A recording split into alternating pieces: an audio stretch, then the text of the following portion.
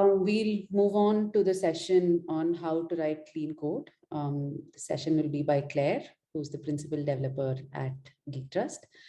She comes with 15 plus years of experience. Personally, you know her. She's very inspirational and she's great to talk to. So over to you, Claire. Please stay on for the session to learn how to write clean code and how you clear the challenge, Geektrust coding challenge. Hey, I'm Claire and I'm principal developer at Geektrust. So I joined Geektrust in 2016 and before that I worked with ThoughtWorks for 10 plus years. So today I'm going to talk about writing clean code. But before we get started on that, I would like to talk about how do we start on the Geektrust coding challenge. Today, when you try to solve the Geektrust coding problem, try not to look at it as a competitive coding challenge. Instead, think about the different aspects required for production quality software. So as a first step, read your problem statement very carefully. As you read, try to identify the real world objects of the problem domain.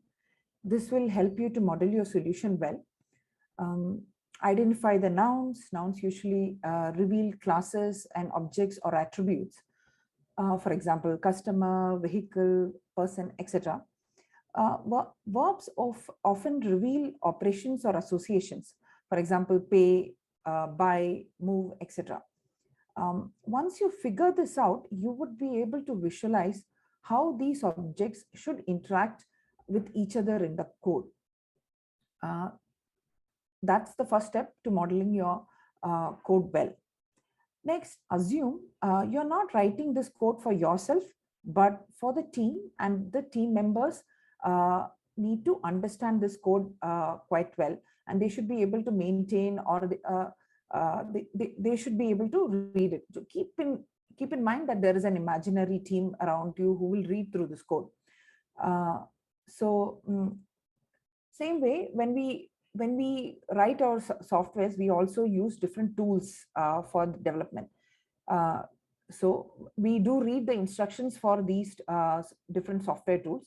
So do read the instructions on how to use Geektrust to build and test your code.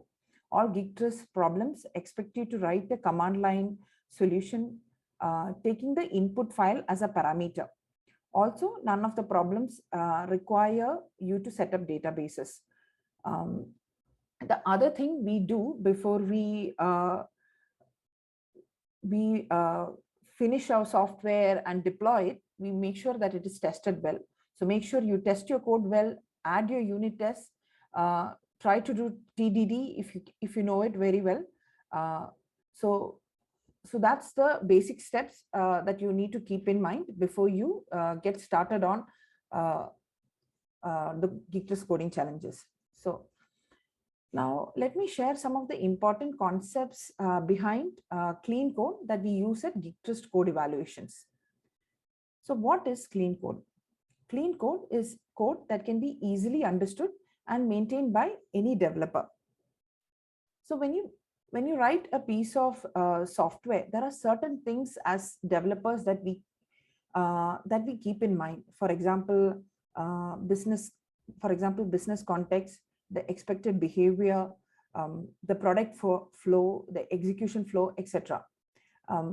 If the code is able to convey this in a very simple and orderly manner, and it can be easily understood by any developer who's trying to modify it, then I would say the code is well written.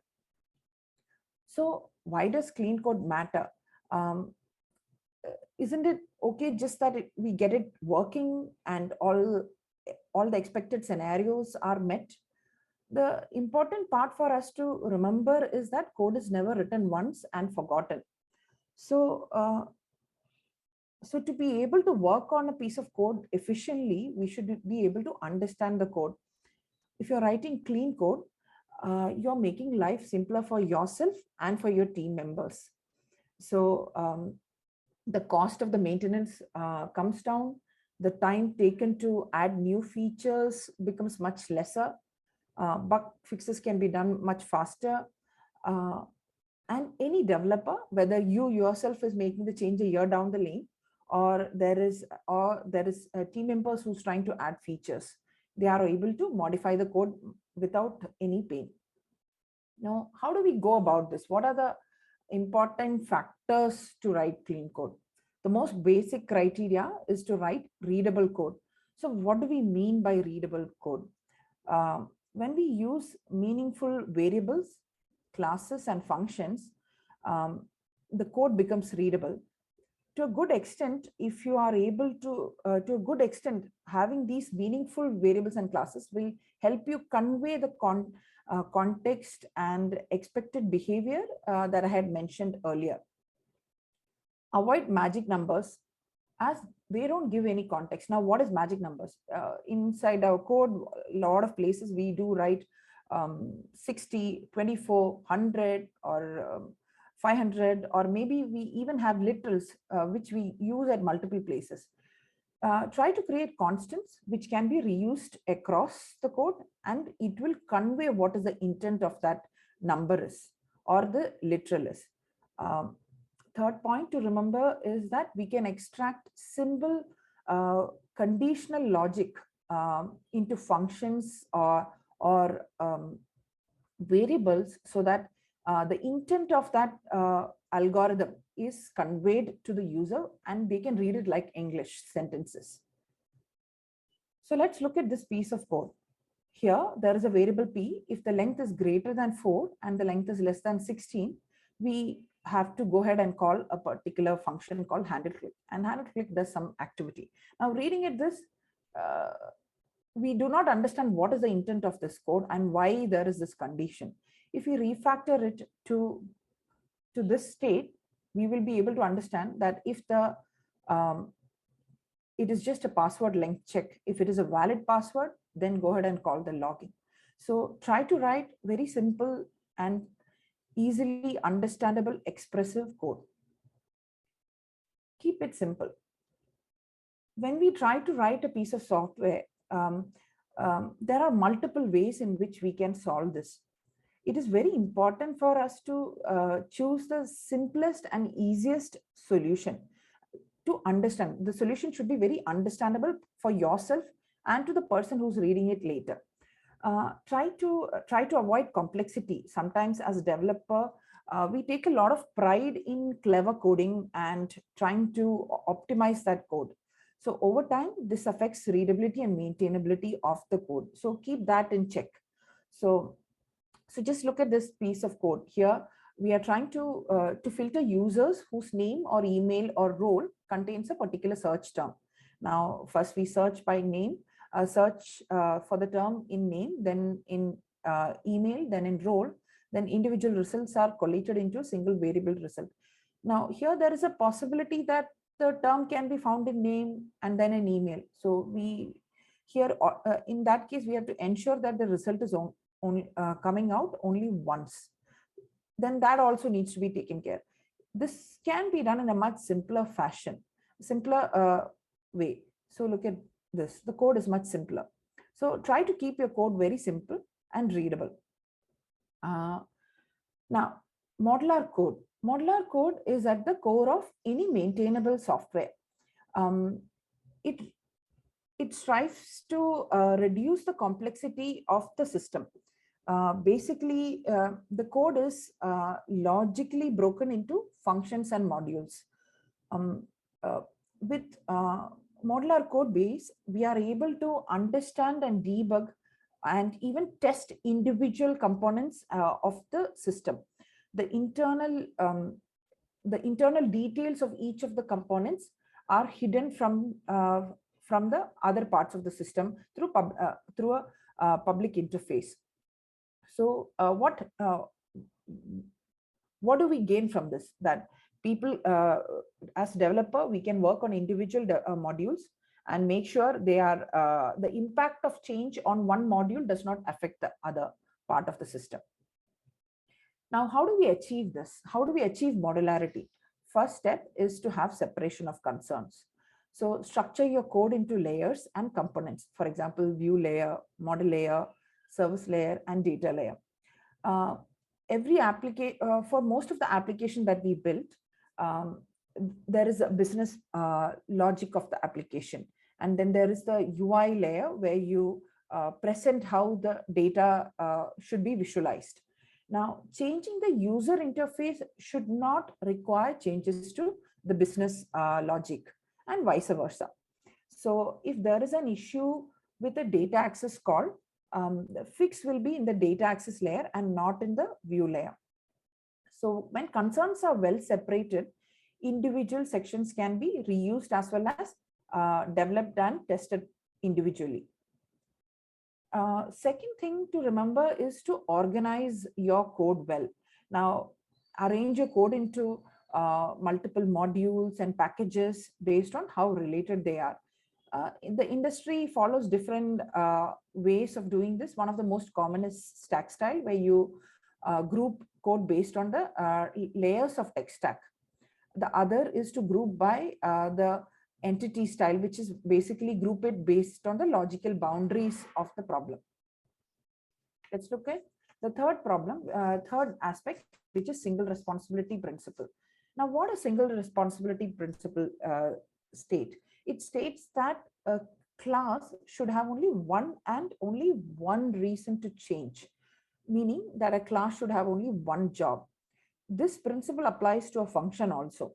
So when you define a class or a function, consider these 2 points, that it should be small and concise, and they should do only one thing and do that one job well. Let's look at this example of book class. So it gives you the information regarding the book. Get the title, it gives you the author, it can turn the page, and then it can also print the current page. So it's actually echoing the content of that book for that particular current page. Now let's see if the business asks for a change, okay, and states that the page content should be displayed in HTML and also in a notepad document. Now, if this needs to be done, then print current page will not be enough to get both of this done. So maybe it's time for us to not do it this way. Mixing this business logic and the presentation is not the right thing, and it's again single responsibility principle. So make sure this is taken out of the business logic, so we can refactor the code into this way. Now, print current page is not echoing, but it is returning the content of that page, and we have implemented 2 different printers which prints the content of the page based on where it is getting consumed, whether it is on an HTML page or whether it is to a document. All right. The 4th point to remember is to do not repeat yourself. So don't write code that does the same thing twice. So in a lot of scenarios, we put business rules. So business rules, metadata, mathematical formulas, etc. In a lot of scenarios, we repeat some of these logics, but make sure that all of this stays in one place and it's not repeated and used. Used is fine, but don't repeat it. Don't repeat the existence of the code throughout the code. If a business rule is repeated at multiple places, we will have to make sure all of them are updated if the rule changes or the value of the metadata changes. Some of these things will become a maintenance overhead over a period of time. So make sure you have only one single definition for a rule. For example, here there are 2 functions which loads a user first and then tries to get 2 different information. One is to get articles for the user, and the other method is getting comments for the user. So before doing that, it is trying to load the user itself, and this has been defined at in the 2 different functions. Imagine if the route of this getting the user changes, then we will have to update it in both the functions. So this could be avoided by pulling out that behavior into a single method. All right. So if we follow these simple concepts, we can build reusable pieces of software. So make sure your code is modular, write simple functions which can be reused. Make sure you have appropriate classes with their behaviors in place. Then you are able to build reusable and modular code. So these are the main aspects of clean code that we look in your code. Now on to Geektrust challenges. So these are the different badges that you can earn after solving the Geektrust coding problem. Correctness is awarded if your solution is able to run against all the test cases and all of them are passing. Build is if the build badge, if you use a build tool, you have to provide the build script for the along with your submission. Your solution should be able to handle all your dependencies and create an executable using the correct build commands. If you have unit tests, make sure your unit tests can be executed using the build tool also. So the build tools for different languages and the instructions for them are different. So make sure you check out the help.geektrust.com on how to use these build tools and what are the guidelines around it. Please do check that on help.geektrust.com. Then readability and maintainability. If your code is readable and easily maintainable, you will be awarded this badge. Object modeling. This badge is given to a well-modeled solution. Identifying the right objects, the data, and the behavior associated with them is the first step towards having a good object-oriented code. Some of the pitfalls when you try to do object modeling is by breaking encapsulation, writing static methods, classes without appropriate behavior, etc. So try to keep these in check and make sure you write good object-oriented code. The last badge is unit test. If your test coverage is above 70%, you will be awarded this badge. Do check our help.geektrust.com page to get more information on the badges. Everything is detailed out there. So what are the next steps? So if you are a backend developer, do solve water management problem. If you are a front-end developer, there is the problem called admin UI. You can solve that also. And okay, so let's see how to upload code. So once you register, if you have registered already, and you will be taken to the dashboard on the left-hand side pane, you will be able to, under code portfolio, you will be able to click upload code, and this particular pop-up will come. Please select which problem you are solving. Is it water management or admin UI? Select your build tool and build the language that you are using, and then drag and drop your solution. Make sure the formats of the upload are the source file should be in zip or rar or gz or gzip. Make sure you exclude all the executables and not modules folder. Otherwise, the size of the file will become very huge and it would not be able to upload it.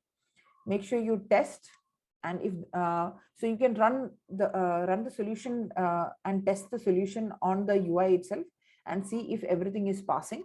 All the test cases are passing, and you can see then and there itself whether you got the correctness badge. So if it's not working, please make sure you fix it and then upload it, and then you can submit it. Make sure you're not copying the code from anyone or anywhere in the internet or from your friends. If we found that if the code is plagiarized, there is a lifetime ban on Geektrust.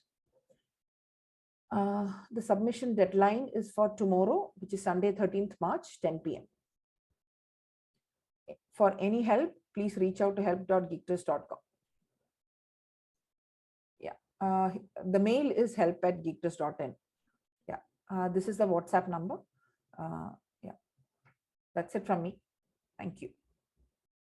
Thank you, Claire. Okay, I hope the session was very helpful for all of you looking to submit code. I'd just like to remind you all that you just have to submit code once and you're eligible to apply for any of the companies that are hiring through us.